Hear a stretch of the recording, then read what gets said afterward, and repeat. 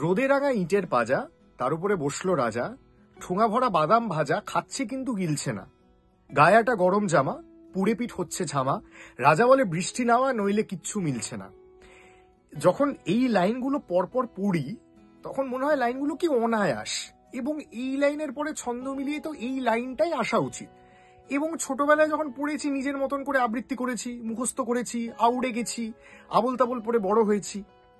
একটু যখন বোধ বুদ্ধি হলো তখন বুঝলাম এই অনায়াস জিনিসটাই কতটা কঠিন। Sukumar Ray was an absolute maverick, এবং একটা কন্ট্রোভার্সিয়াল কথা বলছি, আমার মতে the most intelligent Bangali to have been born on this earth, তার নাম সুকুমার রায়। অবাস্তব জিনিয়াস, অবাস্তব জিনিয়াস। একজন ভদ্রলোক যিনি জানেন তার আয়ু শেষ হয়ে আসছে, সেই অবস্থায় তিনি আবল তাবলের কভার ডিজাইন করছেন, সমস্ত ছবি আঁকছেন, হজবরল লিখছেন, প্রচ্ছদ ডিজাইন করছেন। মানে আমার মাঝে মাঝে মনে হয় সুকুমার রায় কোনো ভিনগ্রহী মানুষ, কোনো এলিয়েন। কয়েকটা বছর উনি পৃথিবীর বুকে কাটিয়েছেন এসব অসামান্য সাহিত্য কীর্তি রচনা করে, আবার একটা ভিনগ্রহে পাড়ি দিয়েছেন। তো এই সুকুমার রায়কে আমরা মির্চি বাংলায় সেলিব্রেট করেছি, আমরা আগেও সেলিব্রেট করেছি, পাগলা দাশু করেছি, আমরা হজবরল করেছি, সেগুলো আপনারা খুব সমাদরে গ্রহণ করেছেন, অনেক ভালোবাসা দিয়েছেন।